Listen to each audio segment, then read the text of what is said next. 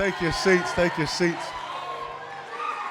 22nd of September 2015.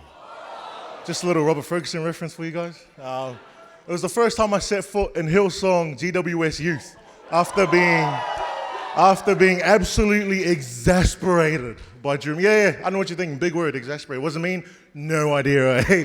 No idea. I just heard it once in a lecture. I thought I'd have a geese, let it fly. Why not? But I remember when I set foot in that place, I instantly fell in love with the church, hey? And in that moment, I was like, you know what, man? I want to become a youth leader. So I was pumped, as you can imagine, I was keen, all right? Until I got my first IDG, and I was like, oh, help.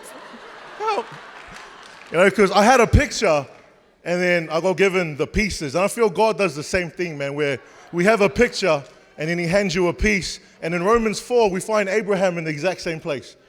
And in verse 18, it says, the father of many nations. That's the picture that God had promised Abraham. And then in verse 19, it says he was about 100 years old. And that's the piece that Abraham had to deal with. Right now, it makes sense. It makes sense as to why Abraham went and had adult cuddles with Sarah's servant, because his piece becoming God's picture just didn't make sense. All right, just didn't make sense. But before we begin to judge, mate, we got to understand his perspective, because, I mean, how many of us have stopped because it just didn't make sense? All right, and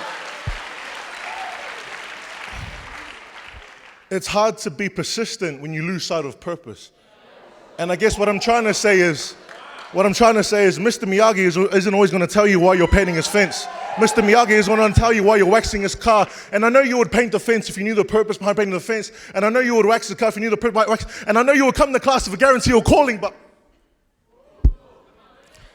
And please don't get it twisted. I'm speaking to me, because if you took one look at my attendance, jeez.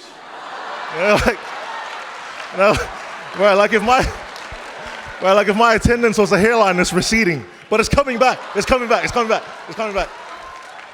But the truth is, the classroom doesn't always look like the calling. And I've learned that God prepares you the most in the places that you see the less purpose in. And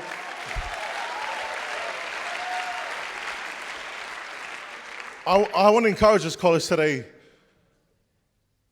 Can we see God's picture in our peace? All right, can we see the hope of the world in a barren womb? Can we see the feeding of 5,000 with the 5 loaves and 2 fish?